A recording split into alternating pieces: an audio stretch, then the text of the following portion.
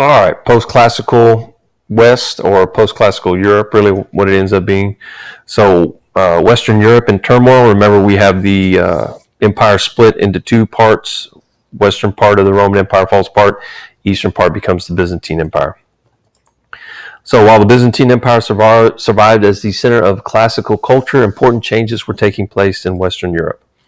Historians sometimes refer to this period from the fall of Rome in 476 AD to the 1400s as the Middle Ages, or the medieval period, the period between ancient times and what we're living in today is modern times. So the barbarian invasions. Beyond Rome's frontiers lived Germanic tribes like the Goths, the Vandals, Lombards, Burgundians, and the Franks. The Romans considered these people uncivilized barbarians just because the word barbarian meant that they lived outside of Rome. They were not considered Roman citizens. So, like I said, they are actually, the barbarians wasn't as bad of a name as what it is today. So in the 4th century, a warlike tribe known as the Huns, which we've already talked about, come down out of Central Asia. So these are those nomadic tribes. They come down out of Central Asia, and when they do, they force all of these Germanic tribes south. And of course, that's going to run into the Roman Empire. So as the Huns move into Europe, they force the Germanic tribes to move westward and south. These Germanic tribes eventually push into the Roman Empire. And this is a painting of the fall of Rome. So the barbarian invasions.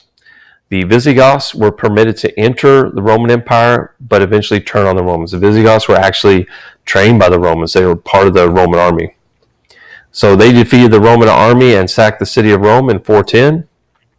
Germanic slaves inside the city of Rome. Remember, we talked about this before. One of the problems with Rome is they had so many slaves, and the slaves eventually turned on the Romans.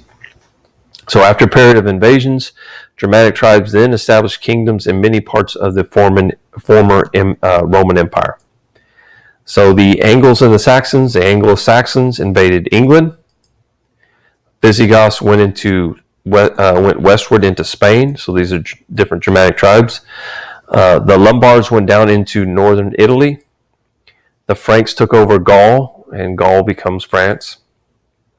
So the result of this constant warfare changes everything in Europe. So it disrupted trade across Europe, so it wipes out their economy. Travel became unsafe because of the violence. Bridges and roads fell into despair because there was no Roman army to fix the bridges and the roads. So cities and towns were completely abandoned. So you'd have these large cities of 30,000 people that were left empty. And bandits roam freely. There's no Roman army. And life became increasingly rural and unsafe. So people leave the cities and they go to the countryside. That's what rural is, because the cities are so unsafe. Wealthy families move out of the towns and they build these fortified homes, which become castles in the countryside.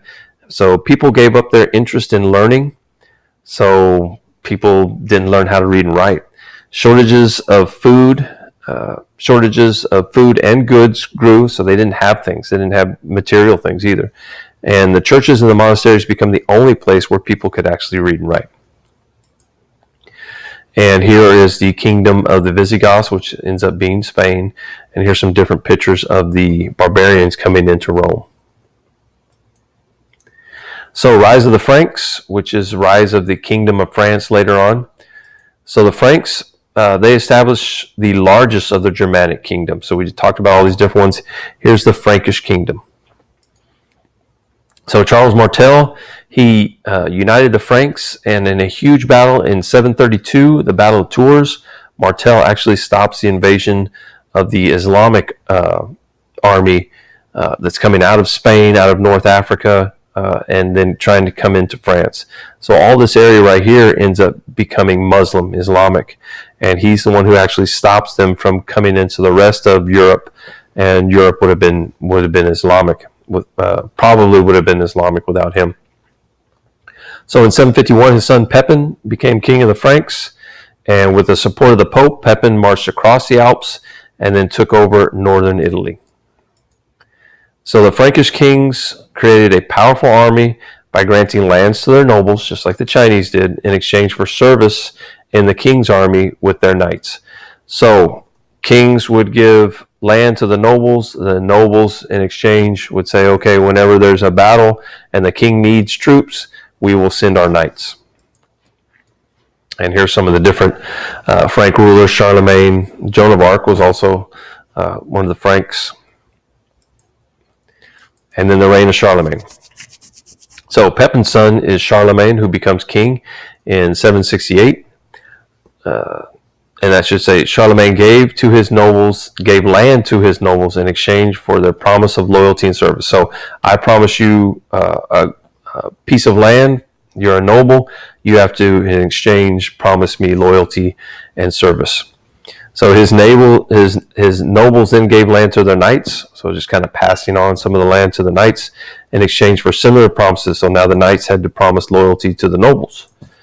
So peasants gave up their rights to the local lords for better security, and they offered their services in kind, providing firewood, livestock, crops. So they're the ones who fed everybody, the ones who pretty much did all the work. So really, peasants almost become slaves to the land and to the nobles.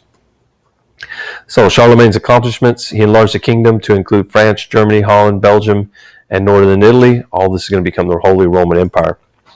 He established a new capital in Aachen, and he turned that into a center of learning. He constructed a beautiful palace to copy what the imperial court was in Rome. And he used the riches from his conquest to attract scholars to the palace, and they would actually teach the nobles' children. And eventually he becomes crowned the Emperor of the Holy Roman Empire. So this whole area up here becomes the Holy Roman Empire. This step announced to the world that there was now a Western Europe independent from the Byzantine Empire, or emperor. So after Charlemagne's death, his empire was divided amongst his sons. And here you can see the Holy Roman Empire. It's kind of neat. They've got the German eagle here, the French floret, and you can see the combination of the two logos. So Europe faces new threats.